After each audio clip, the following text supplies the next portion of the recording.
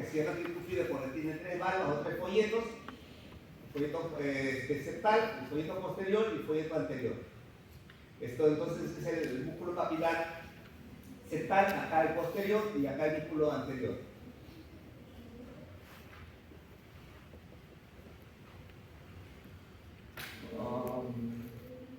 Ya lo mencioné, la trabécula citomarginal, el fascículo arqueado y la cresta supraventricular o el color de Wolff.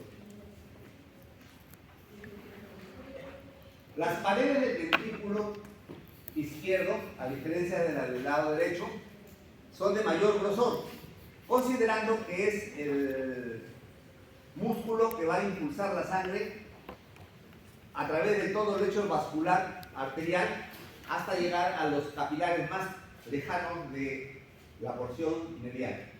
Ya dijimos que acá tenemos al mismo nivel las dos válvulas, la mitral y la aórtica. Igual tenemos que en el lado, como en el lado derecho, trabéculas de primer, segundo, o músculo papilar de primer, segundo, tercer orden.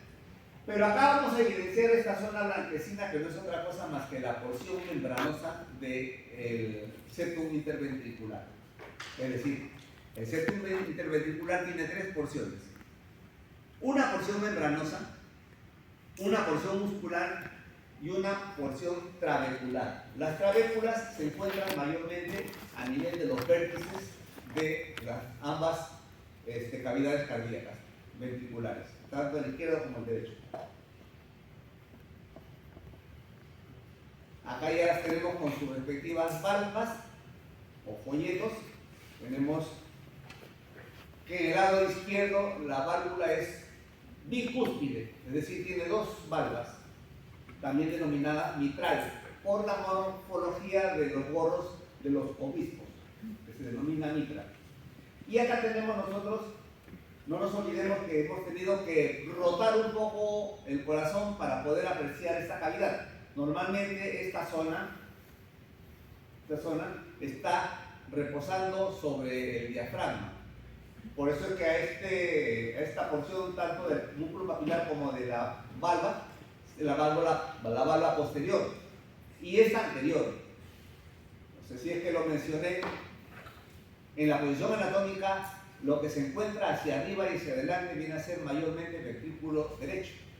Y lo que se encuentra hacia abajo y hacia atrás es el ventrículo izquierdo. Entonces, más que un ventrículo derecho, tendría que ser un ventrículo antero lateral. En tanto que el ventrículo izquierdo debería ser un póstero inferior.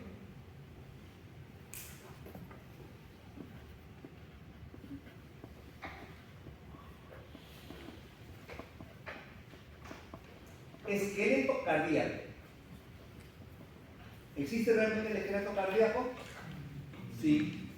Está constituido por tejido fibroso. Este tejido fibroso forma una suerte de armazón donde se van a insertar tanto las fibras musculares del miocardio como las válvulas de las respectivas valvas, de las respectivas obturaciones de los orificios atrioventriculares y arteriales. Entonces acá tenemos,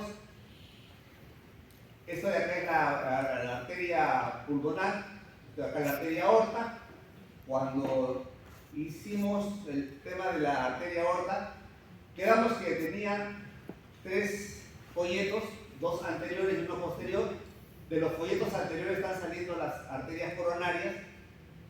El folleto posterior es un denominado seno no coronarial. Dicho sea de paso, estos folletos, estas semiválvulas simboideas, forman unos espacios como niditos de paloma, denominados senos aórticos o senos de Balzano. A diferencia de la arteria aorta, la válvula aórtica, perdón, la pulmonar tiene un folleto anterior y 2 posteriores. Acá tenemos los anillos atrioventriculares izquierdo y derecho. 3 válvulas en el derecho, 2 en el izquierdo. Como les decía, la válvula posterior está dirigida hacia abajo y atrás. en tanto que el anterior hacia adelante y arriba. Encontramos acá un fascículo atrioventricular en el medio de este esqueleto de esta armazón fibrótica, este tejido fibroso. Y dos trígonos, el trígono fibroso izquierdo y el trígono fibroso derecho. Esto es por detrás y debajo, esto es por delante y arriba.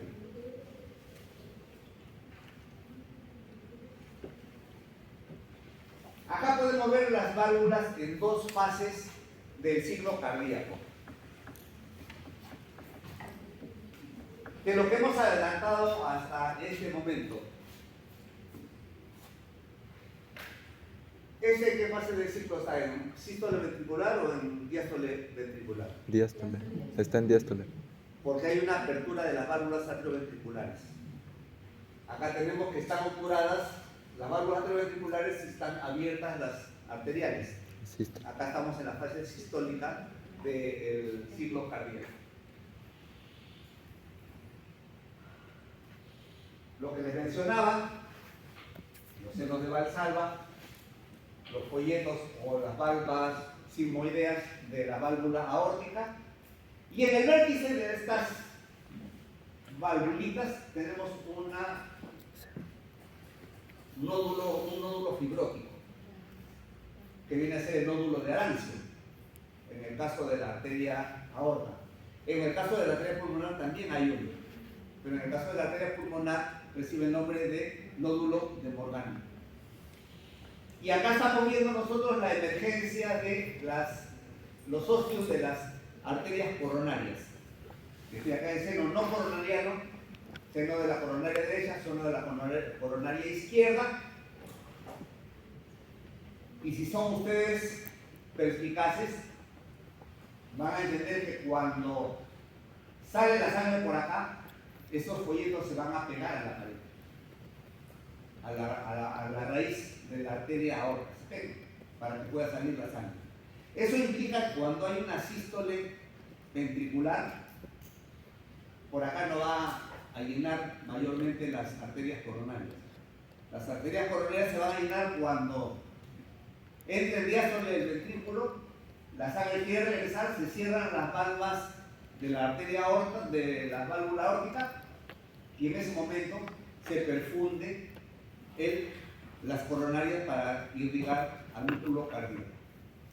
Entonces, ya entendemos un poco la dinámica, que el músculo cardíaco, el miocardio, se va a irrigar, se va a perfundir en la fase diastólica, no en la fase sistólica. El resto del cuerpo se va a perfundir durante la sístole.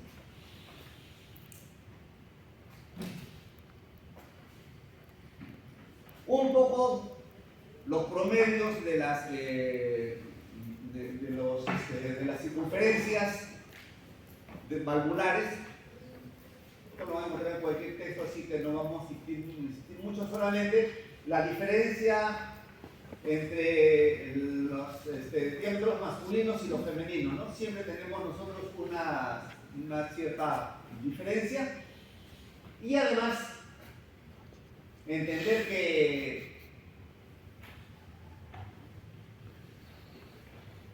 en el lado izquierdo vamos a tener mayores diámetros en relativos, 120 en la circunferencia de la tricúspide versus 102 de la válvula mitral, igual 72 milímetros de la arteria pulmonar y 70 milímetros de la válvula aórtica.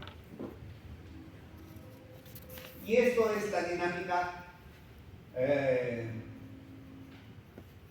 cardíaca, valvular. Acá nosotros tenemos la diástole ventricular con la sístole auricular, con lo que se genera una gradiente y pasa la sangre de la aurícula al ventrículo. Y acá, a diferencia, y acá tenemos el cierre de las arterias, tanto pulmonar como aórtica. Y acá tenemos la apertura de las arteriales y el cierre de las atrioventriculares. Cuando se contrae el ventrículo, automáticamente se cierran estas valvas. No olvidemos, esto sí es un sistema valvular competente para evitar el retorno. Por lo tanto, vamos a tener siempre un flujo unidireccional.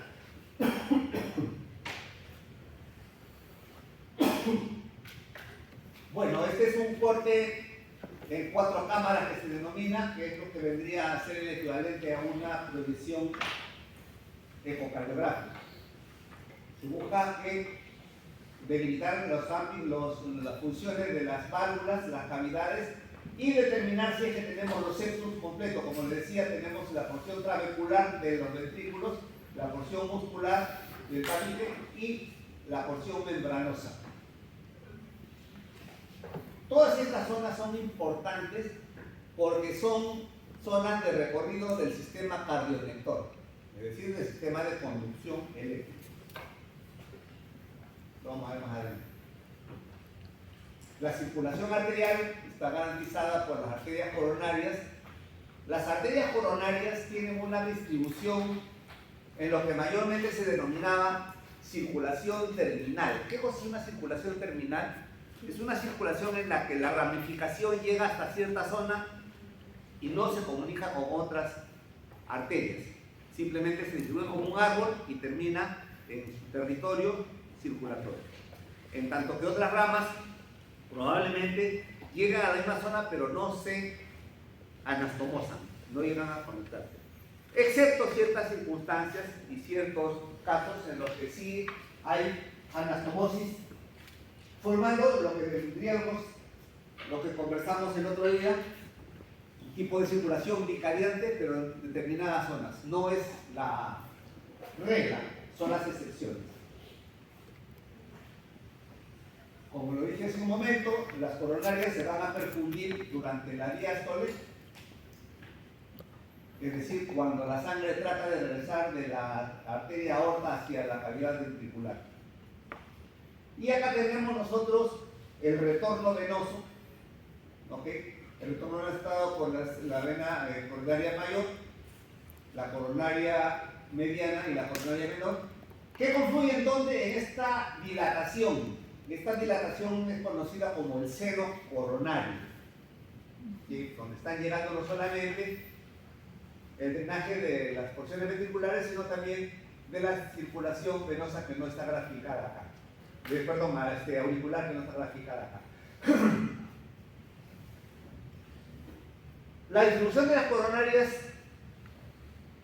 está compartida de una manera regular, sin embargo no es constante. No es constante porque a veces la mayor cantidad de la irrigación, especialmente a nivel del septum interventricular, está dada por la descendente posterior, que es rama de la arteria coronaria derecha, y a veces está dada por la descendente interventricular anterior, que es rama de la izquierda. Cuando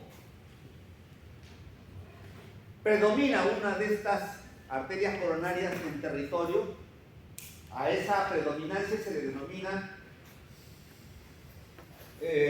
dominancia coronaria. Mayormente la dominancia coronariana es de la derecha, es decir, la derecha tiende a no solamente llegar la porción posterior interventricular y ventricular y septal de la región posterior, sino que llega a dar la vuelta y a tener una mayor preponderancia. Pero cuando la coronaria izquierda da la vuelta al vértice e irriga esta porción, acá estamos viendo algunas proyecciones, la dominancia coronariana será izquierda. Reitero, estadísticamente la dominancia va a corresponder a la coronaria derecha. La coronaria derecha además tiene unas ramas sumamente importantes. Una rama que está saliendo casi inmediatamente del tronco, esta es la rama coronaria, que está yendo hacia esta zona entre la desembocadura de la vena cava superior y la aurícula, que es en donde se va a asentar el nodo sinusal, o nódulo de Katie-Flack, y ahora vamos a ver en el sistema cardiorector. Fundamental este nódulo, es decir, ese es el nódulo del cual depende el ritmo cardíaco y la frecuencia cardíaca, que esta frecuencia se mantenga en un ritmo que nos permita tener una vida normal, adecuada.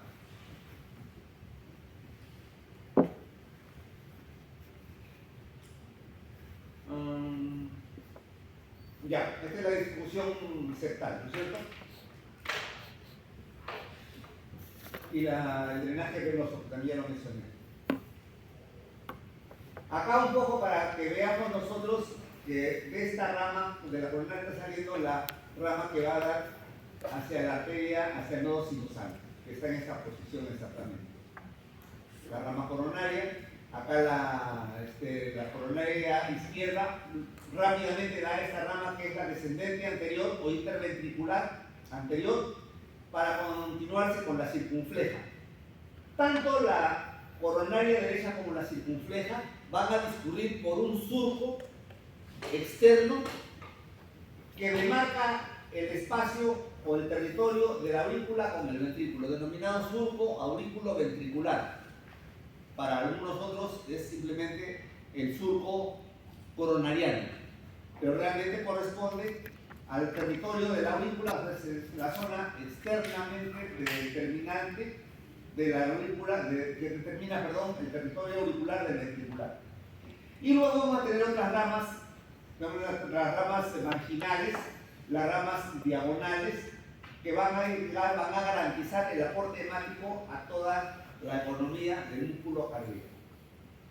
Las venas, si bien es cierto, las mencioné como las principales, las cardíacas, las coronarias, mayor, menor y mediana. Sin embargo, hay una serie de venas que no van a las coronarias, hacia el seno coronario, sino que directamente se van a dirigir hacia las cavidades, tanto auriculares como ventriculares. Entonces, no es cierto que en el ventrículo izquierdo haya solamente sangre arterial, porque al llegar parte de la sangre venosa del drenaje venoso miocárdico, de alguna forma se va a mezclar con la sangre arterial que está oxigenada a nivel de la aurícula izquierda y del ventrículo izquierdo. Y llegamos al famoso sistema cardionector. El sistema cardionector viene a ser el conjunto de elementos de fibras altamente especializadas. Su especialidad es transmitir el impulso cardíaco, el impulso eléctrico que se va a generar en los respectivos nódulos, fundamentalmente del nodo sinusal. Me dije, el nodo sinusal es el principal, el que va a determinar que tengamos un promedio de 70 latidos por minuto, también denominado el nódulo de Key-Flack. ¿Dónde se ubica? Ya lo mencioné hace un rato, en la desembocadura de la vena cava superior, en la aurícula derecha. Se va a distribuir por la famosa crista terminalis, que lo mencioné al hablar de los músculos pectíneos. Va a distribuirse por el septum interauricular y va a llegar ¿hasta dónde? Hasta este nódulo, acá está el Key-Flack. Se distribuye por la crista terminalis, por el septum auricular, y se llega a este nódulo que es el nódulo atrioventricular. El nodo atrioventricular va a funcionar a manera de relay, es decir, va a retener momentáneamente el impulso para efectos que se complete la fase auricular de la sístole. Cuando se estimula, cuando sale el impulso del nódulo sinusal, lo que se estimula va a ser la musculatura o el miocardio auricular, generando la sístole auricular. Si es que esto de acá pasase rápidamente al ventrículo, tendríamos un desfase, no tendría